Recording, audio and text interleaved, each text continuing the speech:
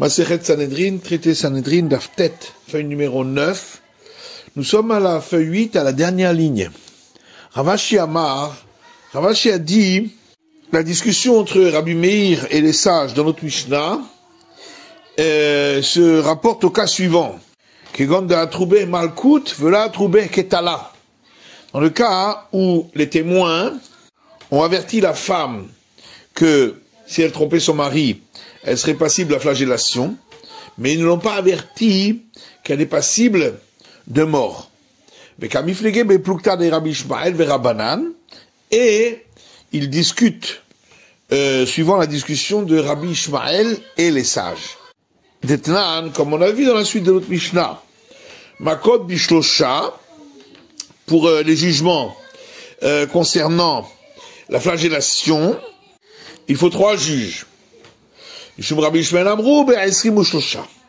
d'après Rabbi Ishmael, on a dit que il faut 23 juges. Et donc ici aussi, puisqu'il s'agit de flagellation, il y aura la même discussion. Rabbi Meir suit le premier avis et les sages suivent l'avis de Rabbi Ishmael. Ravina lui dit que la discussion dans notre Mishnah entre Rabbi Meir et les sages, elle s'applique au cas suivant. Dans le cas où un des témoins était proche parent ou inapte à témoigner, mais il y avait encore au moins 2 autres témoins qui étaient valables. Et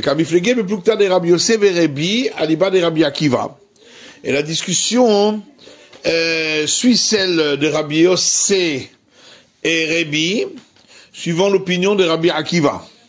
Titnan, ce qu'il y a une Mishnah qui dit, Rabbi Akiva Omer, Rabbi Akiva dit, Loba Shilishi, et là, Hachmir Alav. Quand la Torah a parlé d'un 3e témoin, c'était uniquement pour lui donner une règle de sévérité, la Asot Dino Kaitse Be'elu, pour qu'il soit sanctionné comme les autres, dans le cas où lui aussi avait témoigné après les 2 premiers, et qu'il avait été contredit, et donc son témoignage avait été annulé. Il aura la même sanction que les autres, c'est-à-dire ce qu'il aurait voulu faire condamner celui qu'il avait accusé avec les autres témoins. Et on voit d'ici que le verset donne une sanction à celui qui s'associe à ceux qui ont enfreint un interdit, exactement comme ceux-là qui ont enfreint l'interdit.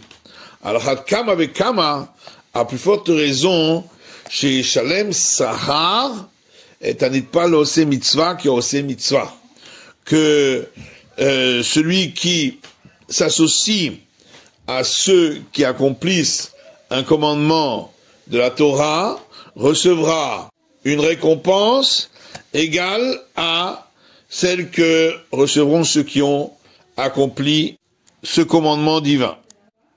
Et également on apprend de ce verset qui parle de 2 ou 3 témoins que de la même manière que s'il y avait 2 témoins et que l'un d'entre eux s'est trouvé être un proche parent ou inapte au témoignage, c'est tout le témoignage qui est annulé. Afshlosha, de même quand ils étaient 3 témoins, si l'un des 3 a été trouvé qu'il était proche parent ou inapte à témoigner, c'est le témoignage de tous qui est annulé, bien que les 2 autres n'avaient pas de problème.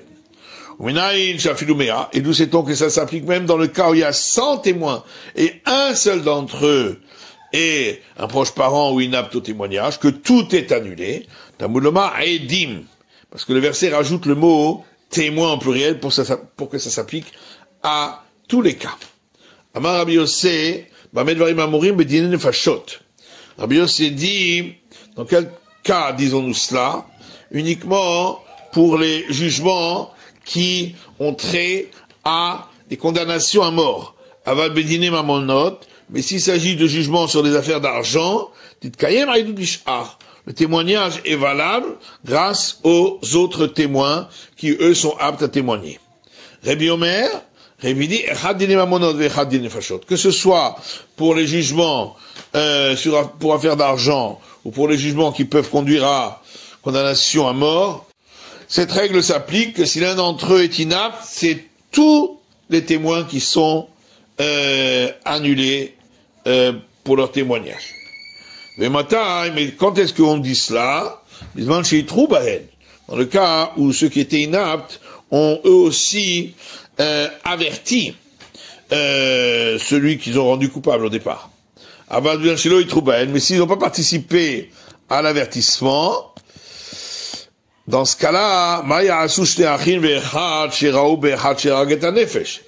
qu'est-ce qu'on va faire donc si deux frères et une autre personne ont vu un homme qui a assassiné un autre? Est-ce qu'on va dire que parce qu'ils étaient deux frères, alors il ne sera pas condamné? Bien sûr que non, puisqu'il n'avait pas l'intention de témoigner en tant que deux frères. Et donc, dans ce cas-là, le témoignage sera valable avec un des frères et l'autre qui n'est pas de la famille.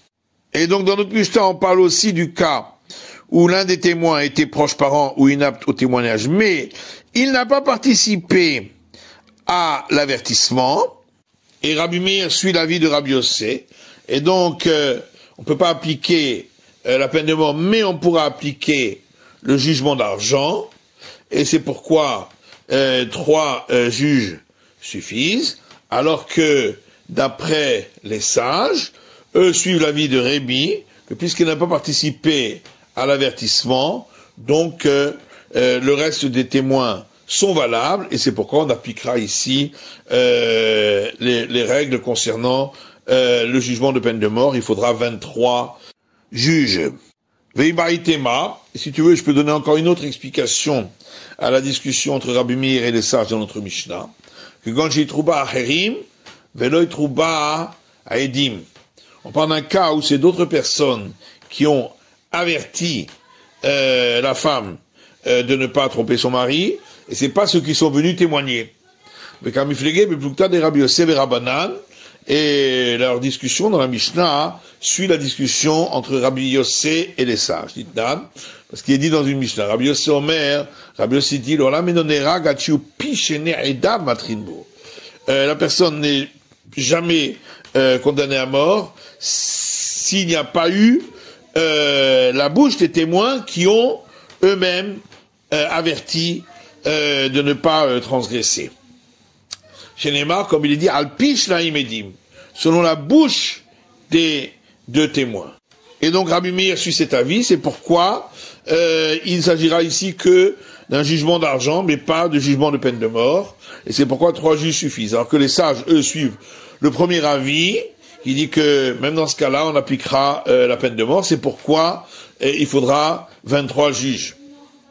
Vibaïtema, et si tu veux, je peux donner encore une autre explication à la discussion de notre Mishnah, que Gon, Deit Karouj Bebdikot, Deit Karouj Bechakirot. On parle d'un cas où les témoins se sont contredits lorsqu'on leur a posé des questions marginales, mais pas sur les questions essentielles à leur témoignage. Le Kamifligé, le plus clair de Ben Zakkai et Rabbanan. Et la discussion ici entre Rabbi Meir et les sages est la même que celle entre Ben Zakkai et les sages. Dites-nous, parce qu'il y a une Mishnah qui dit, Maaseh ou Badak Ben Zakkai be'oktseh tenim. Une fois, Ben Zakkai, il a posé des questions aux témoins sur la grosseur des queues des figues, du figuier sous lequel s'est passé le crime, selon leur témoignage. Et donc, d'après lui, si les témoins se sont contredits à ce sujet-là, leur témoignage n'est pas valable pour tout ce qui est affaire de peine de mort. Et donc Rabbi Meir suit cet avis, et c'est pourquoi, dans notre cas, nous, on ne jugera pas pour la peine de mort, mais uniquement sur l'affaire d'argent, et donc c'est 3 juges. Alors que d'après les sages, cette contradiction n'enlève pas la peine de mort, et c'est pourquoi l'affaire est jugée devant 23 juges. Amar Rav Yosef. Rav Yosef dit, si le mari a amené 2 témoins, qui ont témoigné qu'elle avait trompé son mari. Veviav Edim, Veizimum le Baal. Ensuite, le père de la femme a amené 2 témoins qui ont contredit et annulé le témoignage des témoins amenés par le mari. Et Baal Neragim. Et donc les témoins amenés par le mari doivent être tués parce qu'ils ont voulu condamner à mort la femme injustement.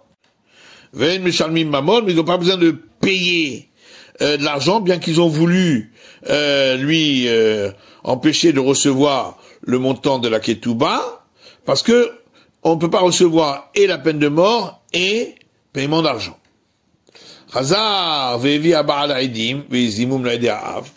Ensuite, le mari a amené des témoins qui ont contredit les témoins amenés par le père et ont annulé leur témoignage.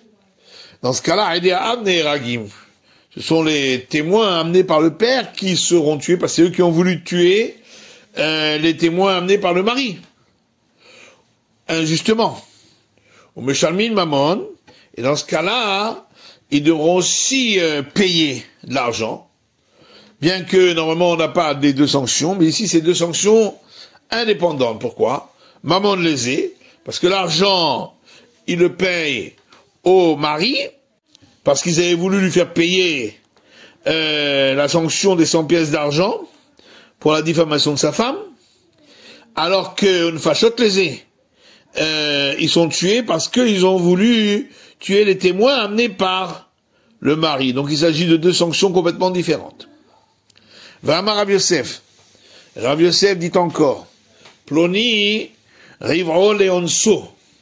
Si un homme témoigne qu'un tel a eu des relations sexuelles avec lui, en l'ayant contraint à cela, ou ve'acher mitzarfim lehorgo.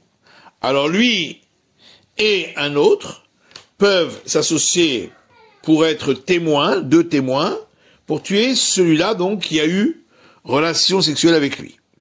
L'irtsono, mais s'il vient témoigner qu'un tel a eu relation sexuelle avec lui et qu'il était lui-même consentant, dans ce cas-là, Racha'ou, lui-même est considéré comme un mécréant, va Torah Amra al tachet Racha'ed. Et la Torah dit, tu ne peux pas placer un mécréant comme témoin, donc il ne peut pas témoigner, donc il n'y aura plus qu'un seul témoin, donc l'autre ne sera pas condamné à mort.